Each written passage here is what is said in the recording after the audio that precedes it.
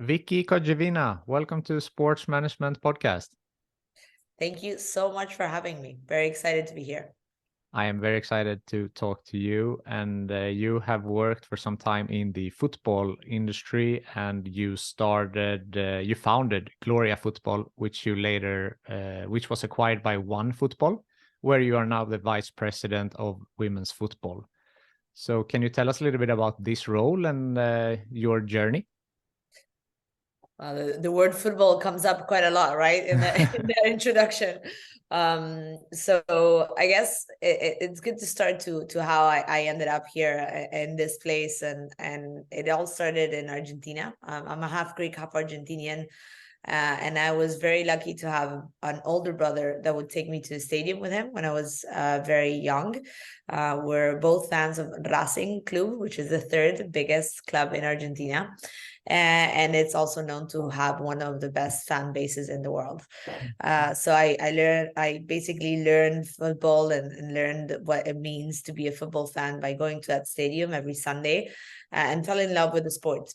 However, I was a woman in Argentina in the 90s, and it was not very common for us to play football back then. So nobody really thought to put a ball in my feet. So I just became a very, very strong fan, essentially.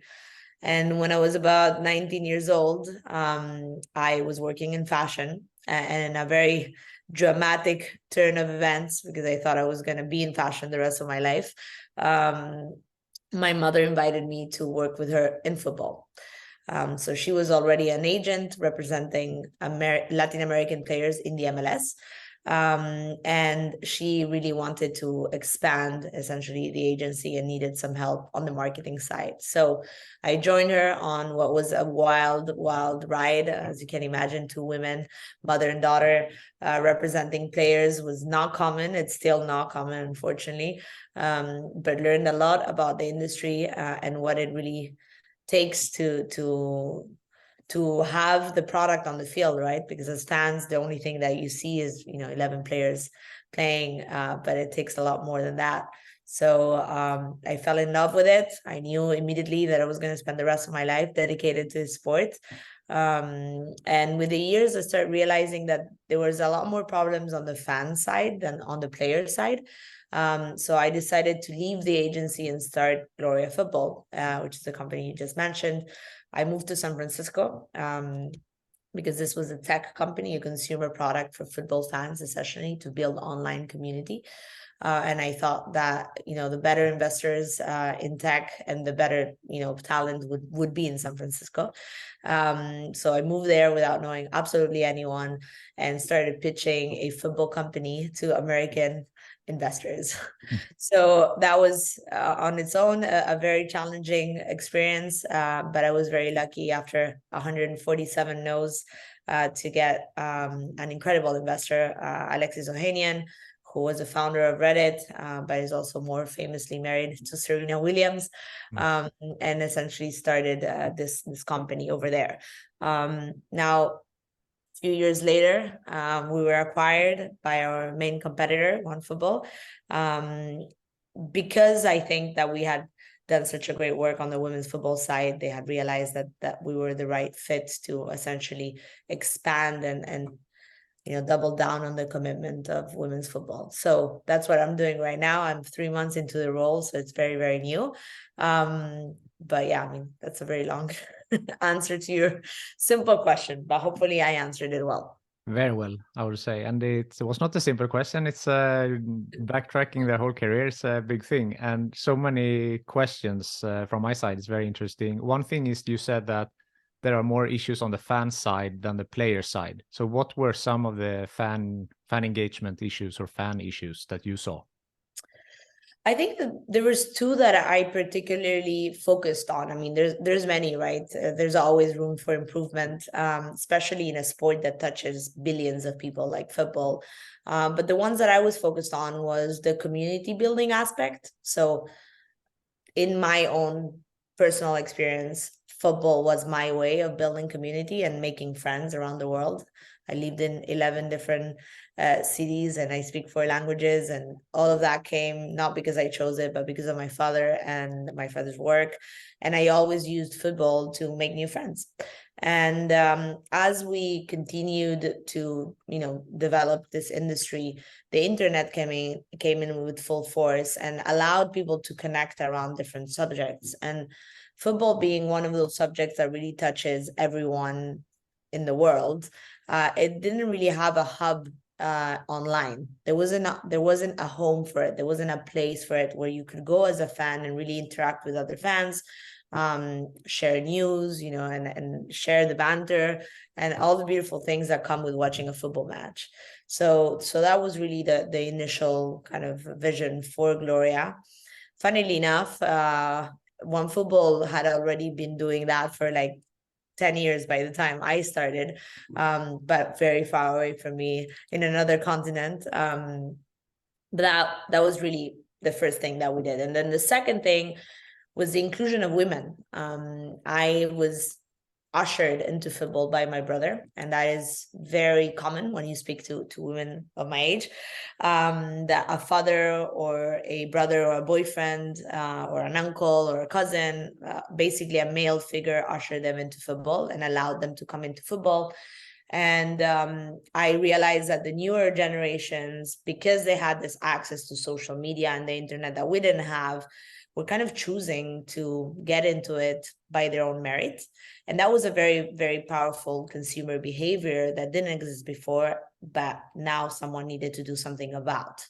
And therefore, the focus on building a brand and a community that would be inclusive to women and changing that perception that football is not really for women, or it's not something that they necessarily belong to, was very much at the center of the vision and the mission, and it is still today at OneFootball.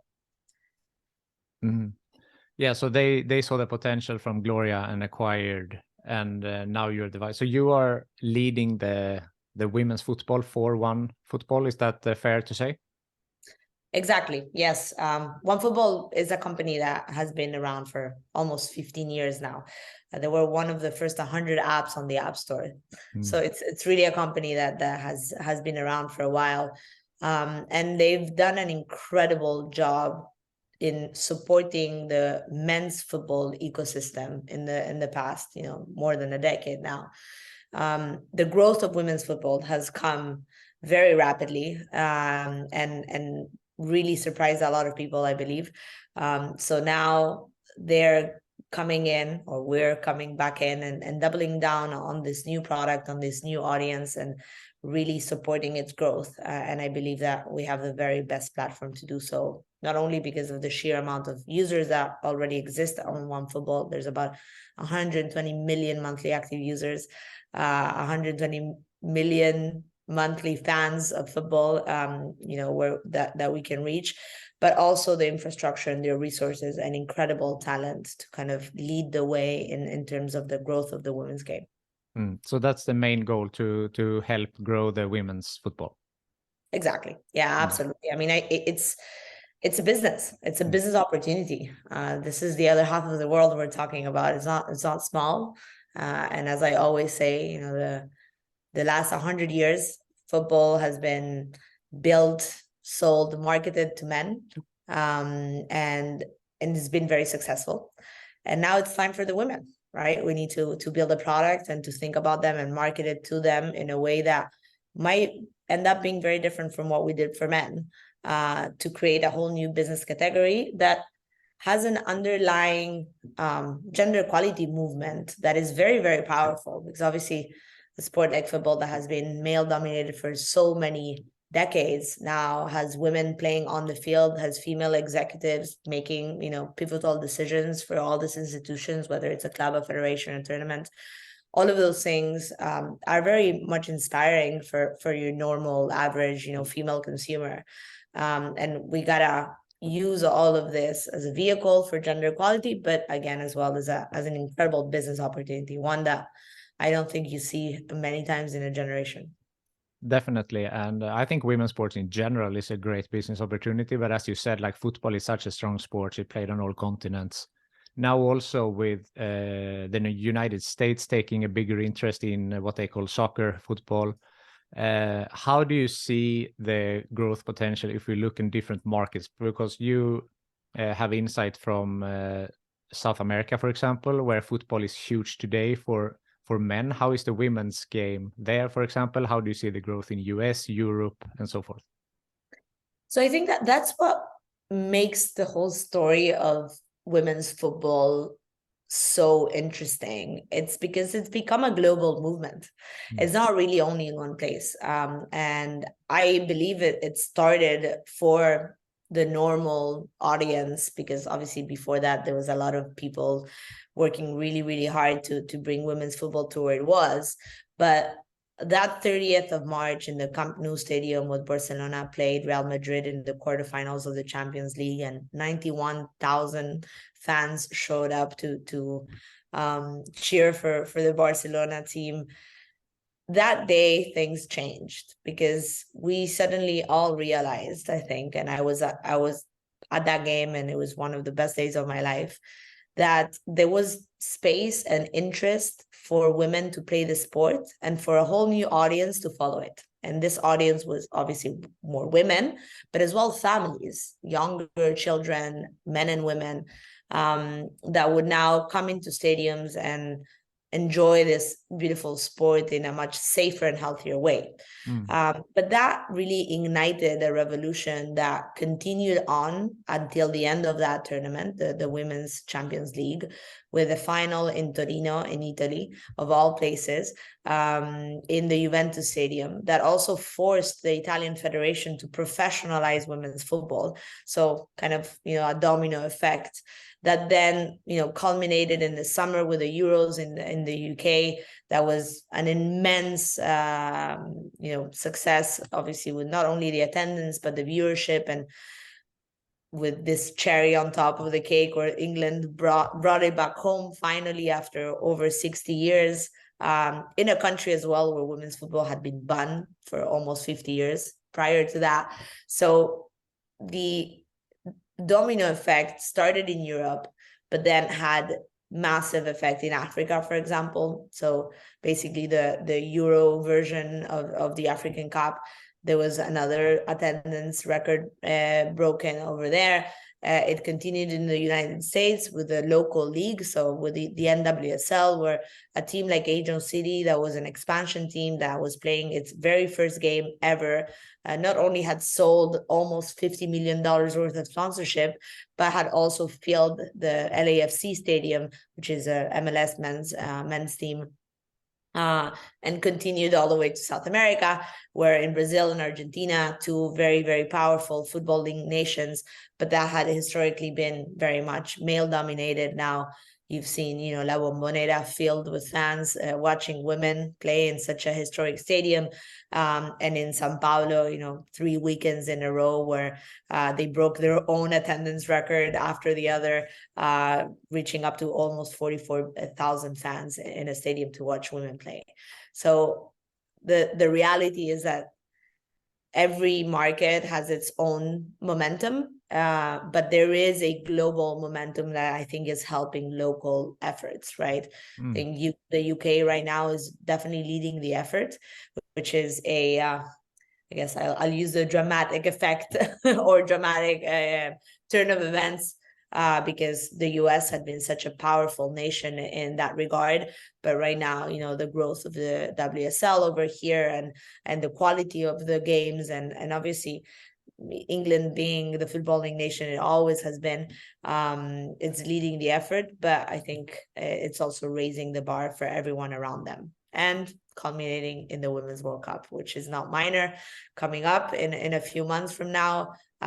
First time in history that a men's and a women's World Cup are so close to each other. And if you allow me to say so, the Men's World Cup was incredibly entertaining this past edition, and obviously Argentina winning and bringing it home, which is probably one of the best moments of my life as well. So I think all of that is kind of helping for the growth of the women's game to be truly global and not just local. Yes, definitely. I agree with you. And congratulations to the win for Argentina. I know that that meant a lot to you. I saw that on your social media, that you were very, very happy about it. Yes. Not only was I happy, but I was also pregnant. So I am pregnant. Yeah. Still pregnant, but I managed to be able to be at the stadium and watch the games, and you know, it meant a lot to me. I'm expecting a baby girl, and you know, I was there and with her, and I kept telling her, you know, you're seeing Messi win the World Cup, and it meant so much to me. And I was also there with my brother who introduced me to the sport. So that's very nice, and congratulations also to your future daughter. And that's also an interesting topic with pregnancy in women's sports. But let's put a pin in that for now. And if we're talking about the women's sport, you said it's a great momentum right now with women's football. The World Cup is coming up. The reality still is that the gender gap considering the pay gap, media coverage, access to facilities, and so forth is still large. How do you see the gender gap, equality gap, shrinking, and how are we gonna get there? it's a very valid point. And we are, if you try and compare us to the men's, very, very backwards and at a disadvantage. But I also believe that this startup mentality and mindset we're at, right, because it's a nascent business, it's a new one, there's not many rules, is also what's giving us all the advantage to be able to break molds and to break, you know, rules that have been installed for decades, and try new things, right, understanding that this is a new product and a new audience. So I believe that that's gonna continue to fuel the momentum, right? There's going to be more and more companies making, you know, decisions that are going to push the game forward, that are going to make it more accessible to fans. I mean, we've already seen in the NWSL when CBS decided to air the final of the NWSL on prime time, and how that dramatically changed the viewership. So decisions like that are going to continue to take place, which will then essentially trickle down into the entire infrastructure, right? So clubs will receive more money, and players will be paid better, and facilities will be better. There'll be more money invested in health issues. I mean, that's something that we're seeing a lot in the women's game, where, you know, there's a ton of injuries because the players are not properly trained, and there's not enough data on how to take care of them so they don't get injured. There's obviously all of the women's reproduction system, which is something that the men's never had to think about, that we need to also invest into it. But I'm very, you know, positive that we're in the right direction, and that the speed that we're growing at is very unexpected and something that you rarely see in any other industry. So we're in good track. And finally, I'll also add that brands have and will continue to play a gigantic role in this growth, because women's football is, as I said, and I will continue to say, a gender equality movement. To me, it's, and I know I speak for a lot of women, a very, very empowering thing to see. And if we think about the previous gender equality movement that was truly global, we're talking about Me Too. And Me Too was obviously a very negative, very sad, you know, movement at the end of the day, because it was talking about all these awful things that happened to women. But in the case of women's football, it's the opposite. It's a very positive movement. It talks about empowering women on and outside of the pitch. And that essentially allows brands to really make themselves a partner in crime of that movement and really help it forward. And I think it's something that there's no amount of money that you can pay to get. So we have a lot of brands that have been in the football industry for many years now, looking at the women's football space as a great opportunity to talk to their female consumers. But then there's a second wave of our brands that have never really looked at the football space as a place to promote what they do, and to get to consumers that are saying, hey, maybe if I come in here and support it, whether, you know, you are a big pharma or you are a fashion brand or a beauty brand, I might get, you know, new consumers that care. And we know that Gen Z cares a lot about, you know, social issues like gender equality. So it's not minor. And I always, every time I get to speak to any brand executive, and I'm like, you guys have a lot of power and you should be using it in the right way. Definitely. And there are many brands and companies that have pulled some of their investment money from men's sport and invested more in women's sport. And it has not been for charity reason to say that it's a CSR project. It's a business investment that these companies have made. And that's great to see that the companies are realizing that there are great opportunities in women's football and women's sports generally. Yeah, no, to me, as a business person myself, when women's football or gender equality is seen as a social, you know, corporate social responsibility action or project, or it always breaks my heart a little bit. But then I also think it's better than they look at it this way than they don't do it at all. But smart executives realize very quickly that it's a business opportunity. And I think at this point, we don't have to kind of justify it anymore.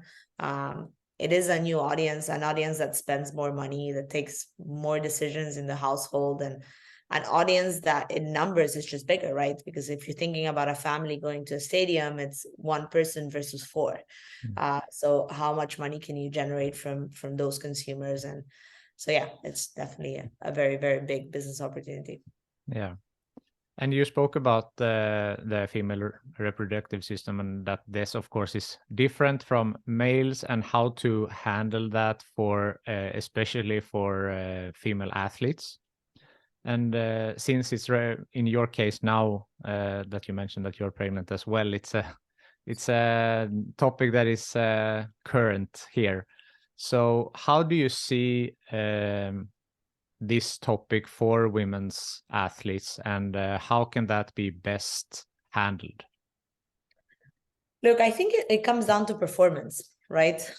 If you understand the female body better, you will be able to help them perform better. And as this team continue to invest money into buying great players and building strong teams that can then go on and, you know, win a Champions League or win a local championship, they're going to naturally be interested in understanding how to increase this performance. And the reality is that in parallel, this whole gender equality movement is making not only the football industry realize, but the wellness and health industry realize that there's very little data on women and on their health and how it works. I mean, until 2 or 3 years ago, they had never done a clinical study on the clitoris, for example, which is crazy.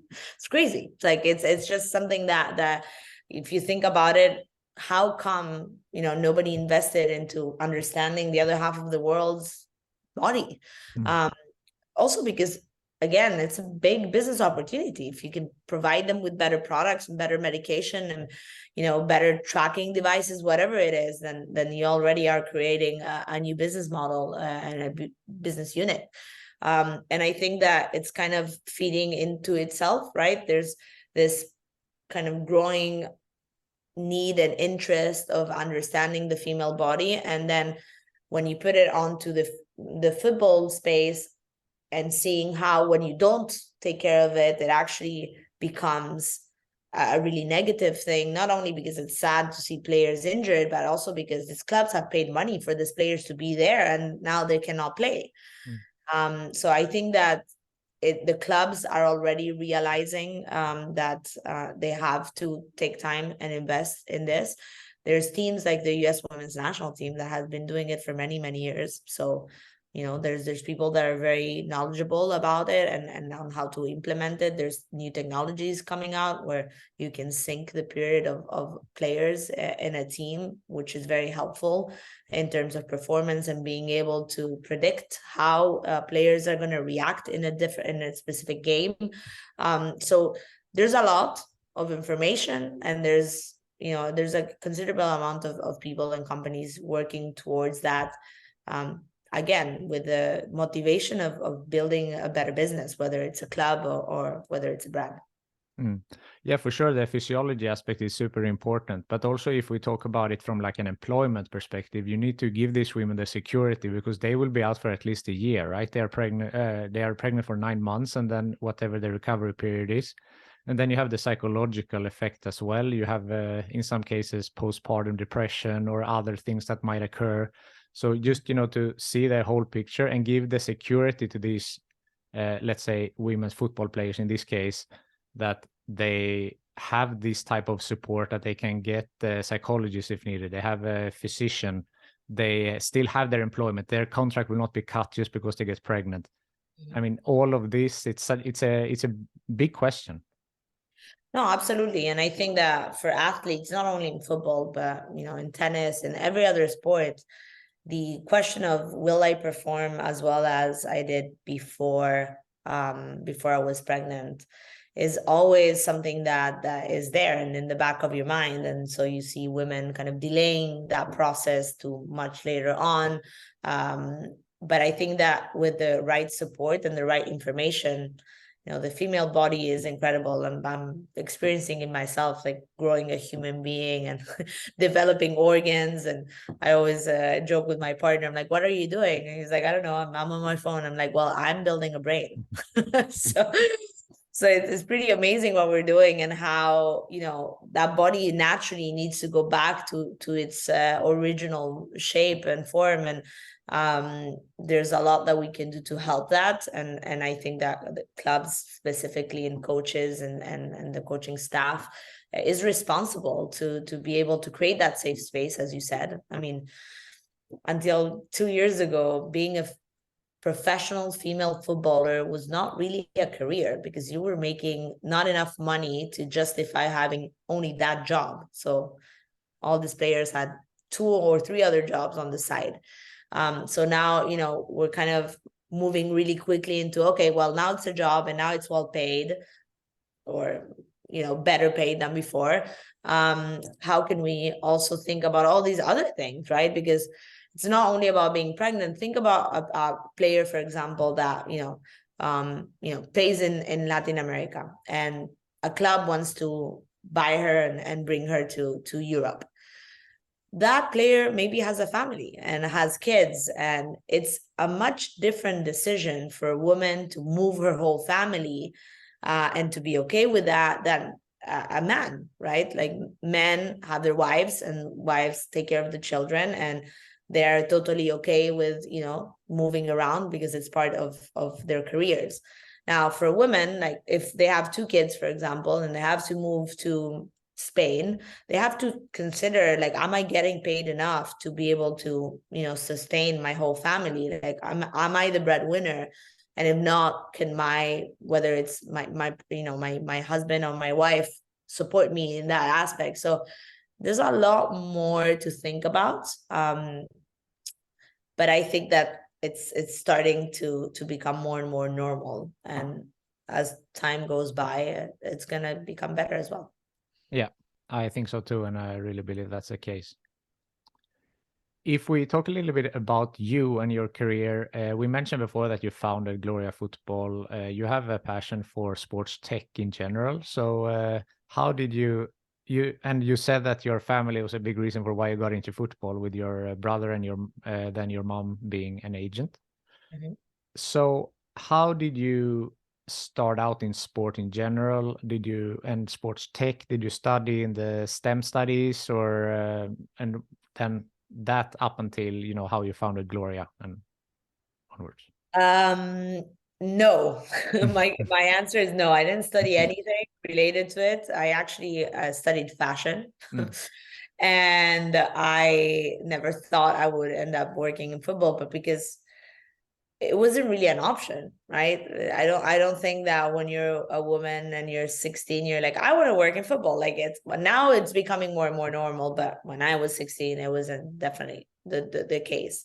But I was very, very lucky to have an incredible mother who had defied the rules of society multiple times before I was even born, becoming one of the first commercial pilots in Latin America, one female commercial pilot in Latin America.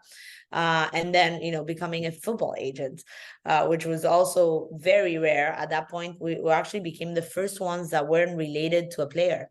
There was a few female agents around, but they were either the mother or the aunt or, the wife of the player. So I was lucky to have a role model in my life that never allowed me to use my gender as an excuse to do or not do something, right? And I don't think a lot of girls have that, the luck, essentially. So I spend a very, very good amount of my time fighting for that.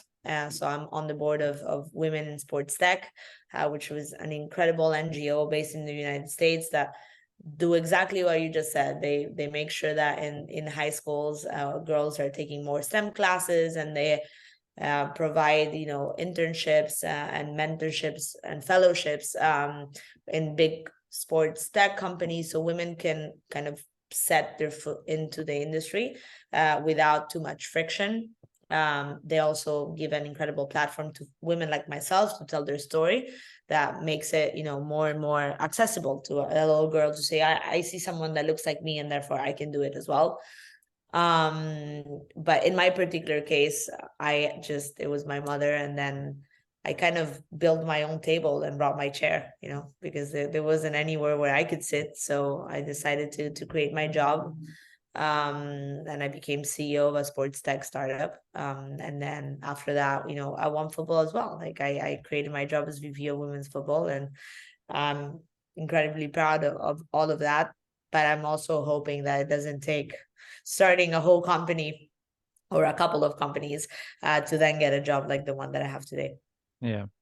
So, but why sports tech in general? Or was it an idea that you came up with that you thought would solve a problem, or is it in general that sports tech is something that interests you?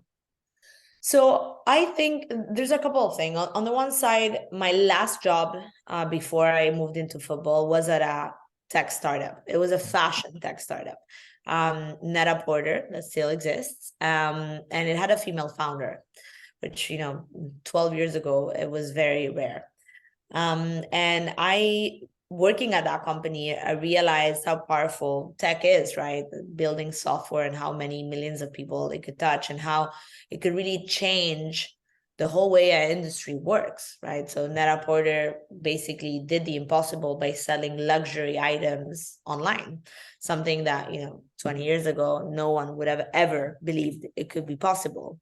So I left Net-a-Porter kind of with this idea that technology and building software was an incredibly scalable way of changing the world. And when I moved into football, I was always naturally interested in understanding how this industry, football, had moved and evolved with the introduction of the internet and the introduction of social media channels, et cetera, et cetera. And it always kind of blew my mind that football was very, very slow to adapt, something that was good for business, that would make business faster, more efficient, cheaper. But they really didn't embrace it at all. I mean, I remember working as an agent and speaking with clubs about the importance of having an Instagram account. And people would tell me that they really didn't see any value in it. And now literally they run the whole business on Instagram. So it's kind of that curiosity that why is there nothing here? Because we could resolve and solve many problems with software, and why is no one really using it? And actually, when I arrived to Silicon Valley, I went to some of the best and biggest VC funds over there, and most of the pitch wasn't explaining them what my company does, but explaining them what football is and how big it is, and how the audience of football is bigger than any of the industries that we're backing at the moment. And I think that doing that, I had no idea that I was the first going in. I mean, I would go into this meetings, you're the first soccer company that we hear. And I wasn't a guy that had graduated from Harvard or Stanford. There was this Latin girls with tattoos that, spoke with an accent, and it was kind of a very shocking image to them. But at the end of the day, it became very common right now. Investment in soccer startups is a thing in the US, and it's kind of becoming very obvious to the industry as well that sports tech, right, like building software, is a much more powerful way of resolving problems than trying to do it manually. Yeah. And much like the female football players are role models for up and coming girls who wants to pursue a career as a professional footballer, before they had to look up to male players, they might not have had female role models. And the same way, yourself can be a role model for someone who wants to go into the business side and show that you could do it. And I know that in addition to your role, you're also a member of the board of directors for WIST, Women in Sports Tech. And I've actually spoken to Mary Lou McFarland previously on this podcast. So yes. So what are you doing on with WIST? Well, I kind of answered that a little bit in the previous question. It's really giving an opportunity to girls and women and minorities, not only women, the chance of getting into sports at a very early age, and doing it through a number of different strategies. But I'm very aware that I was very lucky in my own personal experience, having a mother that really pushed me into these things. But I really truly don't believe that everyone is in that position. So it was a no-brainer when Marilu approached me to be on the board. I also get to work with some amazing talent, like we're talking real OGs of the industry, and Marilu herself. I mean, she was one of the very first women to be in that space, and it kind of became this strong community where like we all understood in our own right how hard it was, and we wanted to make it easier for the next generation.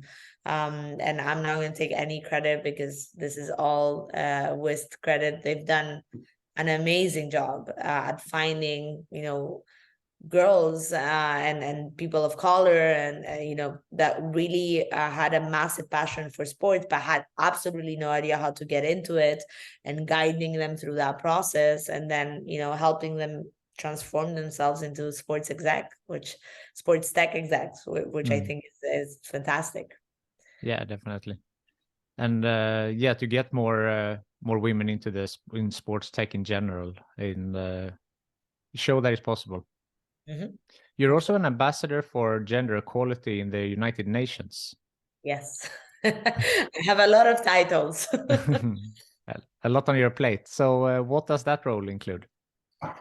That is a opportunity that came to me a few years ago, where we've had a lot of conversations with the UN Women around how powerful can football be as a vehicle to deliver gender equality. Gender equality is one of the UN's 2030 goals, and they have a very, very ambitious goal there. And my whole message to them was always, why don't we leverage the power and the globality that football has to deliver this message, and to get more people onto it. And we built this beautiful partnership together. And I've been, a fierce ambassador for them and all the work that they've done. I've been the godmother of some of their programs, especially in Latin America, and worked with them to essentially push this forward. We've also worked with the UN to help women in football, whether they're on or off the pitch, in situations of inequality or unfair situations, where the UN gets involved and fights for them as well, and represents them, and really empowers them to fight against an organization that might want to silence them. So that has been probably one of the saddest parts of the job, because sometimes there's situations where like, how is this happening in this century? But also seeing how they're overcome, by the sheer presence of the UN, and what it means to be kind of in the bad side of the UN. You don't want that. So it's been amazing so far, and I'm really hoping that I'll continue to work with them for many years to come, because again, they build an organization and a brand that has truly changed the world, and if we can combine the power of football and UN, then we're gonna get to wherever we want much faster. That's for sure. Yeah, definitely, it's a fantastic initiative. Mm-hmm. Looking back on your career, it seems like you said that your parents told you that there's nothing you cannot do. You went into football, you created your own company, you sold it, you are doing, like, you have an executive position, you're helping out. It seems like so much positivity. You seem like a very positive person in general, that nothing is cannot be overcome. But has there been any bumps on the road in your career? And if so, how did you overcome them? So many bumps. Look, I think that and they still happen. It's part of life, right? Life is not linear. I think I'm very positive, because in my world, it's the only way to operate, right? If I had to look at the stats, when I was fundraising, for example, only 0.2% of female founders got funding at that time. 0.2%. So statistically, it was impossible for me to go raise money. But I was positive that I could do it. And I was very naive about it because it wasn't easy. I had 147 no's before I had my first yes. And, it maybe doesn't sound like a massive number, but when you're getting no's 3-4 times a day for weeks on end, it can be very discouraging at times. And I remember even with Alexis, like I reached out to Alexis's team 7 different times. And in the 8th time, they finally, we finally convinced them that they had to see us. And I think that was very empowering for me, because I learned that I had to believe in myself no matter what. And I think it's very cliche, but there's also a reason why a lot of people that have kind of reached or made it, quote unquote, because I'm only at the very beginning of everything I want to do, but like the people that have achieved big things, they always say, believe in yourself, don't let anyone tell you you can't do it. Because that's, to me, like one of the biggest bumps that I faced, that I would go into meetings and they would tell me, like, straight up, you'll never raise money, this is not a good idea, or why do you think you can do it, and like whatever that. And it would be very discouraging. And I've had this situation happen to me, not only with investors, but people inside my own team, like people in my own family as well. Like my mother was very empowering, but my father wasn't. So, I think that when you have this constantly being a part of your life, because when you're trying to do something new and you're trying to break a mold, or you're trying to do something that is just different, there's always going to be people, and the ones that are closest to you hurt the most, that are going to tell you you can't do it. I remember I had a boyfriend, that when I was trying to raise money from Alexis, was, why are you even trying? That was his message to me. He's like, he's one of the best investors in the world. Why do you think that he's going to invest in a first-time founder that has no tech experience in a sport that nobody cares about here in the US? Like, what makes you think that that's going to happen? And when I did get the money from Alexis, I was like, you know what? I should have never even wasted any time listening to other people, and really focus on what I knew was possible. So I think that is still until today. But now it's very hard to convince me that I can't do something. But when I was younger, and I wish I could have told that to myself, was like, just don't spend time listening to people saying that you can't do something. I mean, there's always very valuable feedback and lessons there. So it's not like, every person that ever spoke to me had nothing interesting to say to me. On the contrary, I actually learned a lot.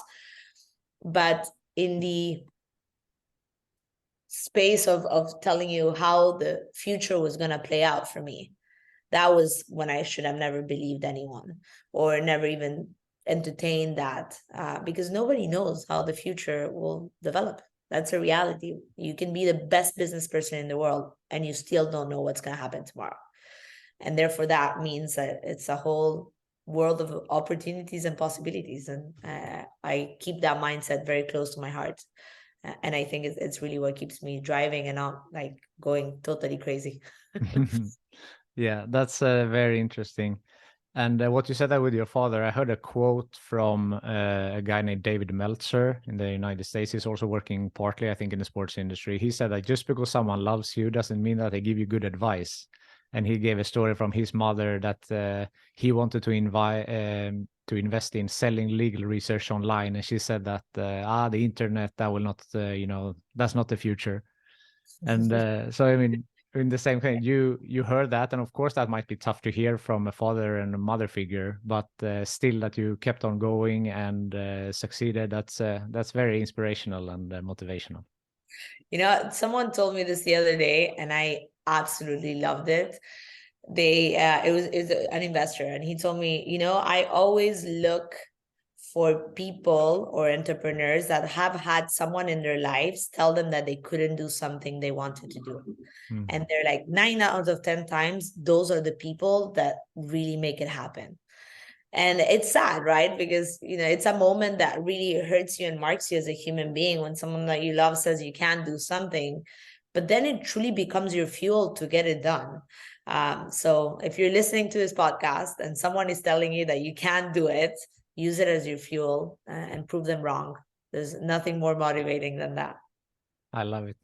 And that transitions, you have said so many advice already, but what would be your best advice for people who want to work in sports, and maybe women specifically?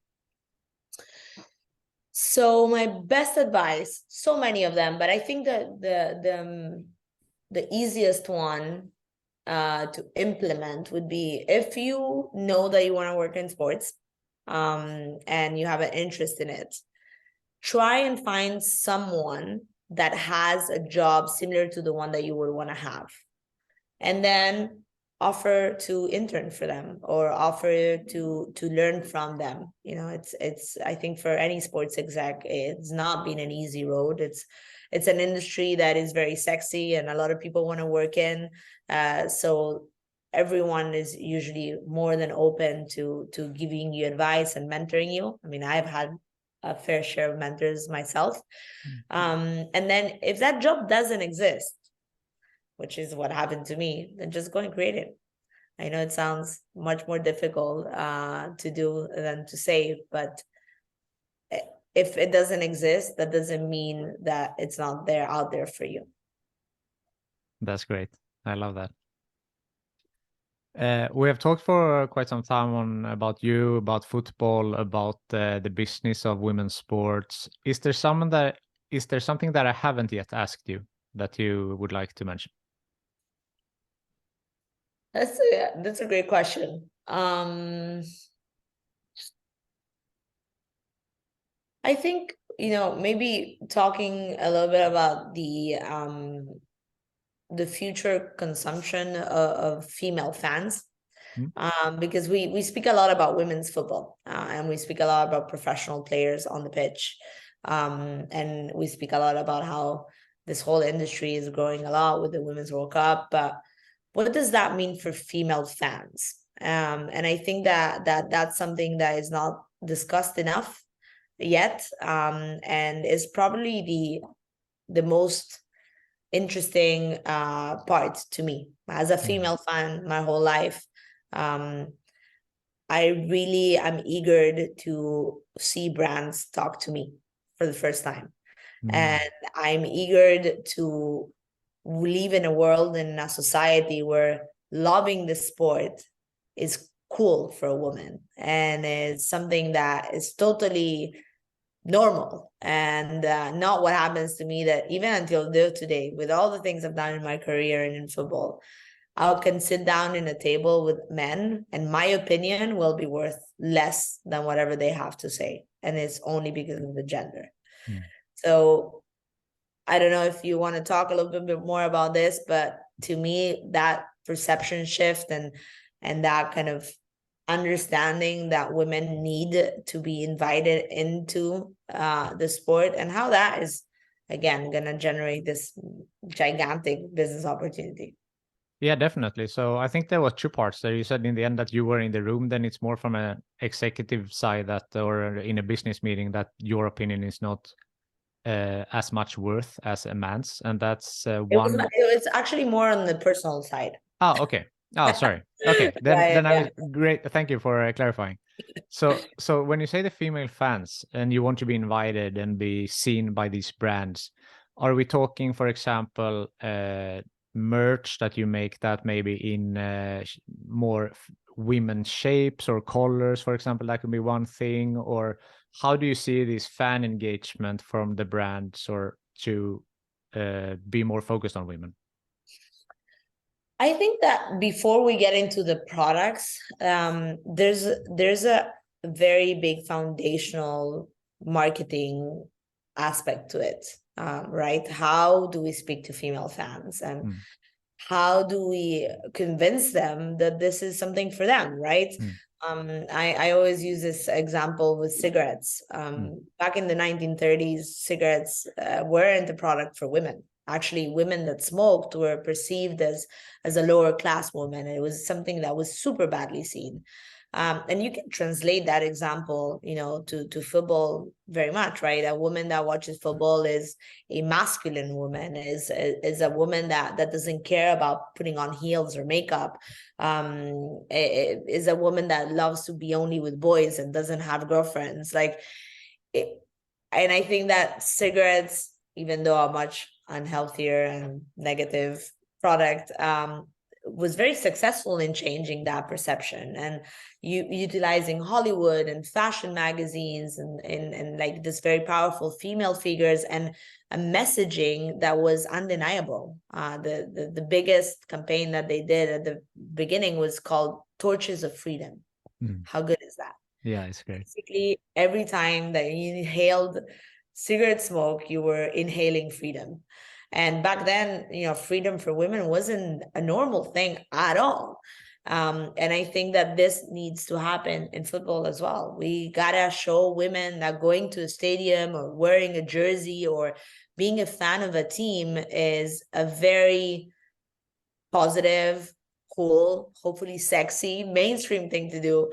And that doesn't put you, in this box that means that you don't, So I always make a massive effort to wear heels, to wear makeup, to care about how I look, because it's really trying to change those stereotypes. But brands can do that by creating big marketing campaigns that reaches people. And with the access that we have to social media, it's not hard to find this type of content, but just making it, normalizing it. And I think that there's already a move towards that. I actually had a great meeting yesterday with a very big beer company that cares about making sure they're speaking correctly to women, and we discussed so many different aspects of it that we're just, jerseys don't fit women, for example. They don't look good on women. They look great on men, but they don't look good on women. So can we create like a new piece of merch that like maybe is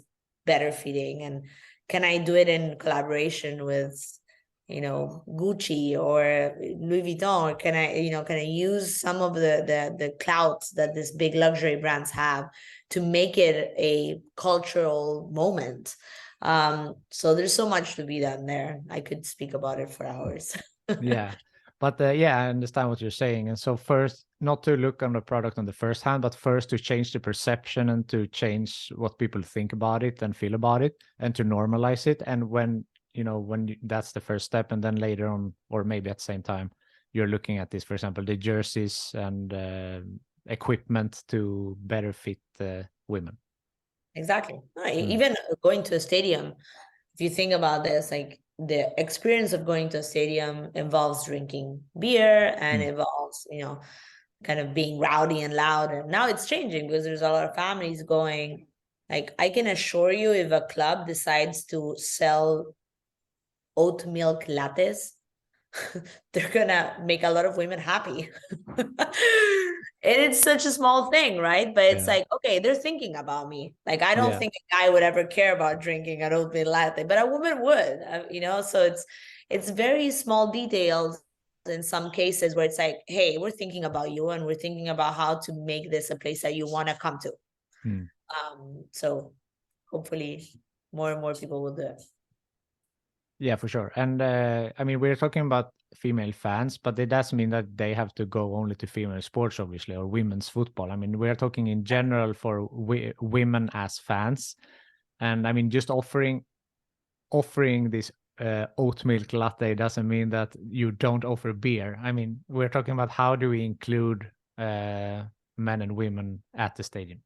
Exactly. No, it's exactly that. And you know, in this same meeting I was telling you, the beer company, I said I'm a woman that loved men's sports her whole life. Like I've watched obviously men's football and men's tennis, and I never felt like it was really for me. And I think that it's not only about utilizing women's football as the obvious kind of solution to that, but really thinking about the other half of the world globally and how to include them in the sport, and always with the motivation of creating a bigger business, because I think that that's really the key there. It's not like a charity thing.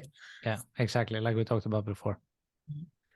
Exactly. Very interesting topic, and I think we can talk about it forever. And maybe later down the road things have changed and we can have a 2.0 version on this topic. But closing up on this interview, the last question that I ask everyone is, if you could choose the next guest on this podcast, who do you think that I should talk to?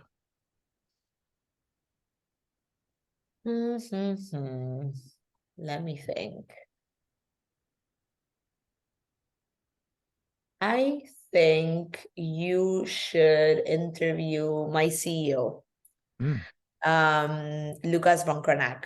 So he's the founder and CEO of OneFootball, and he has disrupted this world in various ways.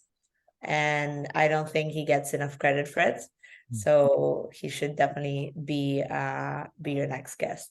I have so many colleagues and friends that work in football and so many great women, but I think that, you know, it just I'm in love with OneFootball. I love what we do as a company. Obviously, I wouldn't be here if I wasn't, and Lucas is very much responsible for all of that and for having a vision that was very much breaking the mold of what football should be and how it should function as a business. And I mean, he did it again by acquiring Gloria. I mean, that was a move that I don't think a lot of people would have done. Made me into the first female founder to sell a company in football, and it was a very bold move. And he's done many of those in his career. So I'm sure that you'll have an incredible conversation. I'm sure. I didn't know that you were the first woman to sell a startup in football. That's quite the achievement. Yes. But that only means that from now on, it's just possible. That's definitely. All You're showing. Yeah, fantastic. Vicky, thank you so much for taking the time to be on the Sports Management Podcast. Thank you so much for having me. And, you know, you said maybe we're going to have a 2.0 and we'll discuss. We will certainly have one because things are going to change, and I'm working very hard for that. No, great. I hope so. Thank you. Thank you.